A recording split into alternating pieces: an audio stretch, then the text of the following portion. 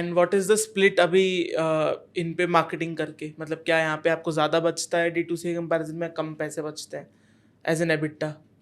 सो यार quick commerce पे EBITDA बनाना बहुत मुश्किल काम है। अच्छा। मोस्ट ऑफ द ब्रांड अगर उनके पास मार्जिन्स नहीं है हाँ।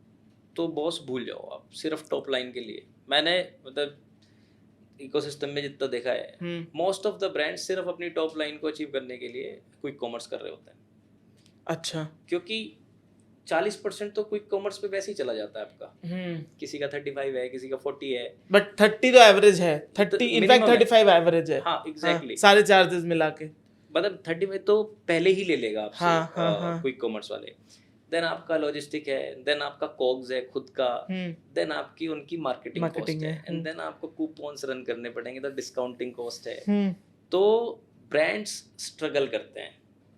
तो जो फंडेड ब्रांड है या नॉन फंडेड ब्रांड भी है बट उनके पास पैसा है, तो यूजुअली वो अपने टॉप लाइन को वहां से कि मैनेज हमने करते हैं। एक्स नंबर कर लिया, Exactly. उसकी मतलब उसकी स्प्लिट क्या है वो इज पीपल आर अनअवेयर, हाँ। पर जस्ट दिखाने के लिए कि मैं 10 करोड़ मंथ कर रहा हूँ तो इसीलिए they are on quick commerce. Most of the time ऐसा हो रहा था। बट जिनके पास मार्जिन हैं या जो मतलब स्टेब्लिश कर चुके हैं अपना ब्रांड, जिनको फिर मार्केटिंग नहीं करनी पड़ती या रिपीट आता है खुद से, या रिपीट आता है या उनकी ब्रांडिंग हो चुकी, क्योंकि अगर आप सोचो कि 20% या 30% जो इंटरनल आपको मार्केटिंग या मार्केटिंग करनी पड़ रही है, एडवर्टाइजमेंट करना पड़ रहा है, वो फिर आपका हट जाता है। That is your profit then.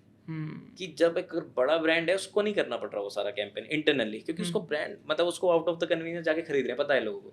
लेकिन मुझे बाहर भी कैंपेन चलानी पड़ रही है, मुझे अंदर भी कैंपेन चलानी पड़ रही है, तो मैं घर क्या पे लेके जाऊंगा। वो छोटे ब्रांड और नए ब्रांड के लिए थोड़ा सा मुश्किल हो जाता है इनिशियली।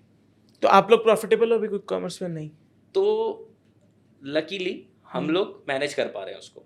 अच्छा। तो मैं ये तो नहीं बोलूँगा कि हमें बहुत ह्यूज प्रॉफिट्स हैं वहाँ पे, बट लकीली समवेयर हम उसको मैनेज कर पा रहे हैं। बट मैं सोचता हूँ कि हमारे प्रोडक्ट में तो फिर भी एक ठीक ठाक मार्जिन है, ग्रोस मार्जिन है। तो मतलब हमारा जो कॉग्स आती है वो 20% के आसपास आती है। अच्छा। बट मैं सोचता हूँ जिसकी मार्जिन 60% होंगे वहाँ पे या 55% पे भी लोग ऑपरेट करते हैं, उनके लिए तो बहुत मुश्किल हो जाता होगा।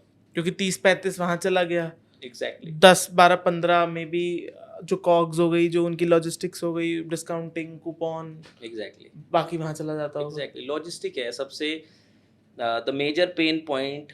जो भी लोग अभी क्विक कॉमर्स मतलब अच्छा है नो डाउट, आपको आगे तो क्विक कॉमर्स का ही ज़माना है।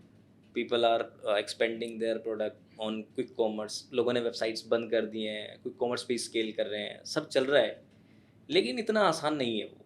आई मीन आपको लॉजिस्टिक अपने प्रोडक्ट को वहाँ पे अपॉइंटमेंट लेके और GRN कराने में, उसको GRN कराना बोलते हैं, मतलब इन्वर्ट करा दिया आपने, वो ही मुश्किल हो जाता है। हाँ वो तो है, वो तो है, वो तो वो नो डाउट। आपकी रिटर्न आ रही है, इतना लॉजिस्टिक लग गया, आपने PO आया आपके पास 10 लाख का PO है, आपने खुश भेज हो गए। दिया, हाँ हाँ वो PO वहाँ पे GRN ही नहीं हुआ, वो वापस आ रहा था, उसकी कॉस्ट प्लस इन्वेंट्री 1 महीने 1.5 महीना वेस्ट हो 2 गई, महीना वेस्ट हो गई। शेल्फ लाइफ कम तो हो गई। ये सारे टेबल के उस साइड वाले पार्ट्स हैं। तो ये भी ध्यान में रखने वाला चीज़ है कि स्टार्ट स्लो। अगर कोई आई मीन करना चाहता है कि यार मैं क्विक कॉमर्स फर्स्ट जाना चाहता हूँ, तो थोड़ा थोड़ा स्टार्ट करना शुरू कर सकता है।